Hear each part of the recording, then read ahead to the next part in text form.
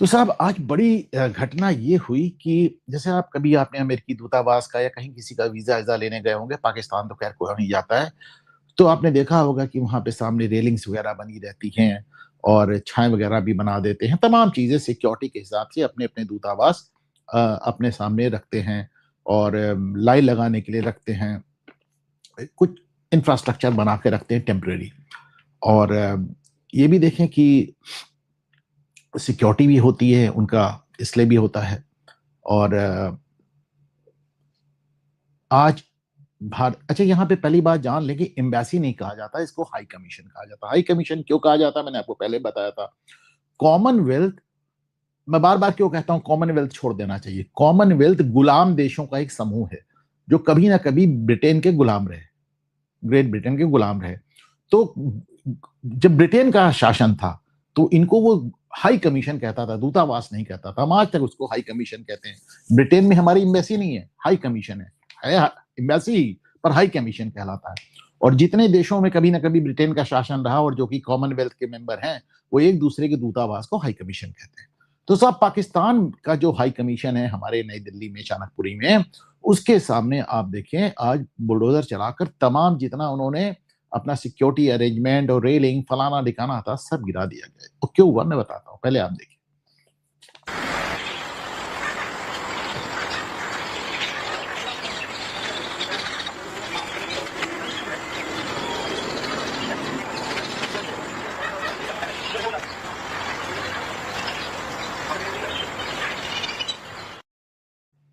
अच्छा, बहुत लोगों को ये गलतफ़हमी है कि आज मैं देख रहा था सोशल मीडिया पे बहुत लोग लिख रहे थे कि वो तो जब वो जो सर्जेई गोर कश्मीर चले गए और उन्होंने कश्मीर को भारत का हिस्सा डिक्लेयर कर दिया, कह दिया आतंकवाद में कमी आई है वगैरह-वगैरह, उसकी वजह से पाकिस्तान नाराज़। ऐसा नहीं, ऐसा बिल्कुल भी नहीं। एक्चुअली कश्मीर तो जो भाई गोर साहब कश्मीर गए आप जानते हैं, वहाँ पे उन्होंने डल झील की अपनी घुमाई भी की और उमर अब्दुल्ला से भी मिले, आपने फ़ोटोग्राफ्स देखे होंगे, जिसमें वो उमर अब्दुल्ला से मिल रहे हैं और उमर अब्दुल्ला से मिले, उधर महबूबा मुफ्ती का रोना-धोना भी शुरू हो गया कि वो आए ही क्यों? आपको तो मालूम ये महिला और इसकी दोनों लड़कियाँ शुद्ध आतंकवादी हैं, मैं खुलेआम कह रहा हूँ। बहरहाल दलाई लामा को भी मिलने जाना था, अब लद्दाख गए हैं तो वहाँ से ना था दलाई लामा से मिलने जाएँगे, फिर बाद में डोनाल्ड ट्रम्प की हिम्मत जवाब दे गई और उन्होंने दलाई लामा वाली मीटिंग कैंसल कर दी। पर इन सब से इसका कुछ लेना-देना नहीं है, क्योंकि इसके पहले कि सरजील गोर कश्मीर जाते, उसके पहले ही पाकिस्तान में इस्लामाबाद में भारतीय हाई कमीशन के सामने यही बुलडोज़र कार्रवाई हो चुकी, बिना किसी बात के। मतलब बिना किसी जिसे कहना चाहिए प्रोवोकेशन के आप ये कार्रवाई कर चुके थे। क्यों कर चुके थे, अभी तो पाकिस्तान ही बता सकता है। अब इनका प्रॉब्लम क्या है कि मैं आपको दिखाता हूँ, एक दैनिक भास्कर ने एक समरी बनाई है पूरी इसकी, तो मैं आपको दिखाता हूँ उसे जिसमें उन्होंने बताया है, अगर इनके पास हो वो स्क्रीनशॉट, चलिए नहीं, वो पहले पाकिस्तान में कार्रवाई, ये देखिए पहले पाकिस्तान में कार्रवाई हुई, उसके बाद सर्जियो गोर गए, हमने 3 दिन का समय दिया था पाकिस्तान को कि हमारे जो बैरिकेड्स हैं वापस लगा दें, पर ये नहीं माने और उसके बाद हमने किया। एक्चुअली इस्लामाबाद एक ऐसा दूतावास है, एक ऐसा हाई कमीशन है जिसमें जितने भारतीय जाते हैं, वो बिना फैमिली के जाते हैं। They don't take family members. देखिए, वहाँ पे आईएसआई एकदम छोटा सांड है। वो हमारे राजनयिकों को, हमारे डिप्लोमैट्स को हैरेस करती है, पीछा करती है, पत्नियों का पीछा करती है, बच्चों का पीछा करती है। तो हमारे जो डिप्लोमैट्स इस्लामाबाद में रहते हैं, वो फैमिली नहीं ले जाते। पाकिस्तानी डिप्लोमैट जो इंडिया में आते हैं, डंके की चोट पे फैमिली लेके आते हैं और बॉलीवुड स्टार्स उनको रोज वेलकम करते हैं। तो ये दोनों जगह बदला हुआ माहौल है। एक फ़िल्म आई थी ना आमिर खान की, जिसमें वो गुलफ़ाम गुलफ़ाम क्या बना था वो नसीरुद्दीन शाह, कहता अगर हमें यहाँ परेशान करोगे तो वहाँ पे इस्लामाबाद में तुम्हारे डिप्लोमैट्स को हम परेशान करेंगे। That is a fact. आप पुराने डिप्लोमैट से मैंने बहुत बात की है कि पाकिस्तान में तो यार बीवी-बच्चे लेके जाना ही असंभव है। डिप्लोमैट्स छोड़िए, हमारे यहाँ अमेरिकी प्रेसिडेंट्स आते हैं विद फैमिली। आज तक आपने किसी अमेरिकी प्रेसिडेंट को या किसी प्रेसिडेंट को, किसी प्राइम मिनिस्टर को पाकिस्तान में परिवार ले जाते देखा? राष्ट्राध्यक्ष वहाँ अपना परिवार नहीं ले जाते, पाकिस्तान इस लायक है। बहरहाल, ये हुआ। अब इसी के साथ आज एक खबर और आई। आपको याद होगा नूर खान, वो रावलपिंडी के पास जो पाकिस्तानी का एयरबेस है, जिसके हमने धज्जियाँ उड़ा दी थी ऑपरेशन सिंदूर में और बाद में जिसके लिए टेंडर जारी किया गया था बनवाने के लिए, और एक कराची के पास है मसरूर एयरबेस। इन दोनों पर 60 घंटे कंटिन्यूअस 60 आवर्स लगातार एक कार्रवाई देखी गई, जहां तुर्की और चीन के मिलिट्री एयरक्राफ्ट आकर वहां पे अनलोड कर रहे थे। लगातार माना जाता है कि मिलिट्री एयरक्राफ्ट बड़े बड़े आए थे, सामान ढोने वाले एयरक्राफ्ट आए थे और 60 घंटे तक वहां पे उन्होंने हथियार उतारे। 60 आवर्स, मतलब कमाली हो गया साहब। मतलब अब करीब करीब 3 दिन आप हथियार ही उतारते रहे, इतना हथियार कहां से उनको जरूरत पड़ गई। देखिए, मैं हमेशा कहता रहा हूं कि ऑफ सिंदूर का पार्ट 2 होगा। क्यों होगा? पाकिस्तानी जब दिक्कत में आते हैं तो उनके पास, देखिए, पाकिस्तानी फौज का जो पाकिस्तान में जो जलवा है, क्यों है? क्योंकि वो जानते हैं कि जब तक पाकिस्तानी भारत से डरते हैं तो पाकिस्तानी फौज की तरफ देखते हैं। तो जब भी उनका डर खत्म होने लगता है या हल्का होने लगता है, उन्हें फिर से बताया जाता है भारत आया, भारत आया, भारत आया। तो यही काम याहिया खान ने किया, यही काम अयूब खान ने किया, यही काम मुशर्रफ ने किया, जियाउल हक ने थोड़ा अलग तरीके से किया, अब यही काम आसिम मुनीर कर रहे हैं। तो साहब, रही बात तुर्की और चाइना की, तो इन्होंने तो ऑप सिंदूर में खुल के पाकिस्तान की मदद की थी, कोई कमी बेसी तो रखी नहीं थी, बहुत खुल के मदद की थी। अब इन्होंने इस पूरे घटनाक्रम में बांग्लादेश को भी लपेटने की कोशिश की है। अभी तुर्की ने बड़ी जबरदस्त वकालत की है, जो मक्का पैक्ट है उसमें बांग्लादेश को भी शामिल किया जाए। मैं आपको दिखाता हूं, वहां पे लगातार इस तरह की मांग उठ रही है कि जो मक्का समझौता हुआ है इसमें बांग्लादेश को भी घुसेड़ लिया जाए। और तारिक रहमान कह ही रहे हैं कि साहब हमको एमबीएस का बुलावा आ गया है। और उसके बाद जब इस तरह की बातें, इन लोग जब घबराते हैं बांग्लादेशी, तो वो हमको धमकी देने लगते हैं कि हम हिंदुओं को मार देंगे, हिंदुओं को मार देंगे।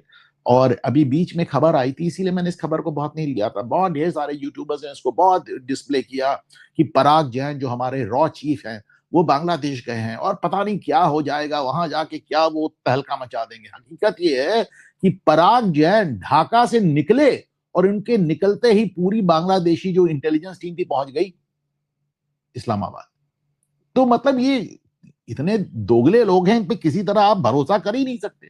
और गंगा ट्रीटी को लेके बड़ी बड़ी बात कर रहे हैं तारिक रहमान की, साहब हम इसको इंटरनेशनल मंच पे ले जाएंगे। तो आप समझिए चारों तरफ से घेरने का प्लानिंग चल रहा है। चलिए ठीक है, इसमें कोई बड़ी बात नहीं है, हम तो पहले दिन से अभिशप्त हैं इस मामले में कि घिरे हैं, लेकिन कुछ बात है जो हस्ती मिटती नहीं है हमारी।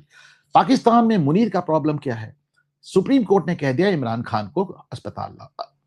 इमरान खान का बाहर आना मुनीर के लिए उतना ही प्रॉब्लमैटिक है, उतना ही दिक्कत वाली बात है जितना शेख हसीना का बांग्लादेश आना। शेख हसीना बांग्लादेश गई तो गृह युद्ध हो जाएगा, इमरान खान बाहर आए तो गृह युद्ध हो जाएगा। वैसे ही पाकिस्तान परेशान है, बलूच लिबरेशन आर्मी से परेशान है, तालिबान से परेशान है, टीटीपी से परेशान है। पीओके में तो इतना बड़ा विद्रोह हो गया है कि सोचिए, पाकिस्तान जैसे मुल्क ने अल जजीरा बैन कर दिया। आप सोच कर देखिए, अगर भारत ने अल जजीरा बैन कर लिया होता तो यहां 20 करोड़ लोग इस समय छाती पीटते हुए जमीन पे सड़क पर उतर आए होते। लेकिन पाकिस्तान ने अल जजीरा ये कह के बैन कर दिया कि पाकिस्तान जो ये कश्मीर की रिपोर्टिंग कर रहे हैं फर्जी दीजिए। तो वो बहुत परेशान है। पाकिस्तान के गृह मंत्री मोहसिन नकवी, जो कि आसिम मुनीर के गुर्गे से ज्यादा जिसकी कोई हैसियत नहीं है, उसने तो अभी ये तक कह दिया कि हमारा देश फेल कर गया और इसको सिर्फ आसिम भाई बचा सकते हैं, आसिम मुनीर बचा सकते हैं और कोई नहीं बचा सकते। आसिम मुनीर को राष्ट्रपति भी बनना है। वही गलती जो मुशर्रफ ने की थी, वही गलती जो जिया हक की थी, वही ये लोग अपनी गलतियों से कोई सबक भी लेने को तैयार नहीं होते। अच्छा, उसके बाद अगर आपको देश को एक करना है तो इंडियन बोगी, भारत आया, भारत आया, उसी तरह भारत को नाम पे पब्लिक को डराते हो और पब्लिक आपके पीछे हो जाती है। लेकिन आज की तारीख में इतना ग्लोबल वर्ल्ड है कि चारों तरफ आपको इंटरकनेक्टिविटी नजर आ रही है। आपने मक्का पैक्ट बनाया, जो आपने मक्का पैक्ट बनाया वो सबसे ज्यादा किसको परेशान कर रहा है? 3 सुन्नी देश हैं, पाकिस्तान, तुर्की और सऊदी अरब।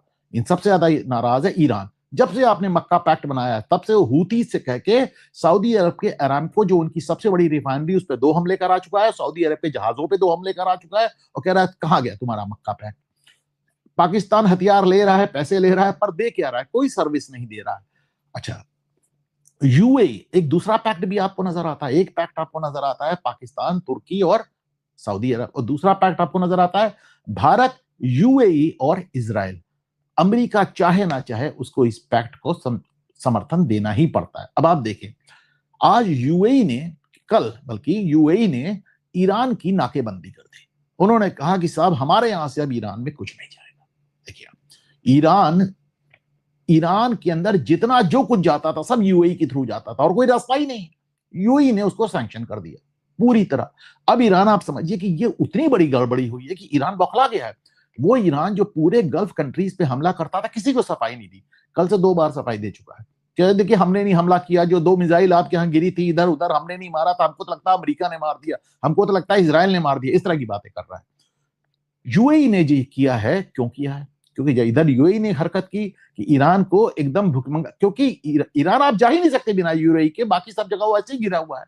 और उसी के साथ ट्रंप का बयान आ गया डी डे वाला कि साहब हम ईरान के ऊपर ऐसा इकोनॉमिक प्रतिबंध लगाएंगे कि वो टूट जाएगा। आप इन दोनों घटनाओं को जोड़ कर देखिए, बिना यूएई की मदद के ट्रंप इतनी बड़ी घोषणा नहीं कर सकते।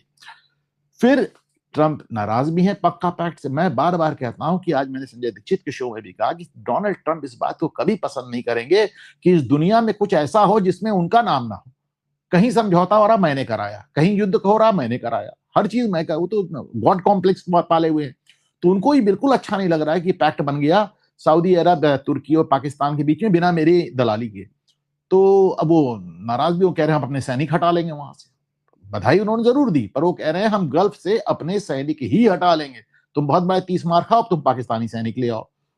उधर यूएई ने पाकिस्तान के खिलाफ इतनी कार्रवाई की है, इतने ढेर सारे पाकिस्तानियों को निकाला। भी मैं देख रहा था पाकिस्तानी पार्लियामेंट में एक मेंबर ऑफ पार्लियामेंट खड़े होकर रोना रो रहे थे कि वहां एक फ्लाइट कैंसिल हो गई।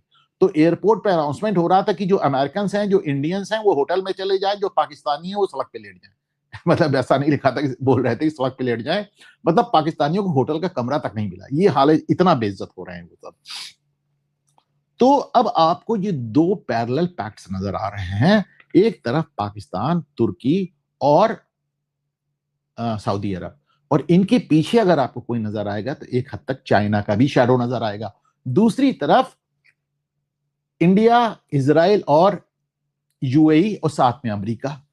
तीसरी तरफ ईरान जो कि इस पैक्ट से नाराज है। ईरान के पीछे भी आपको चाइना नजर आता है और पाकिस्तान के पीछे भी। चाइना ने दशकों से कोई युद्ध नहीं लड़ा, वो सिर्फ युद्ध लड़ाता है और अपने हथियारों को आजमाता है।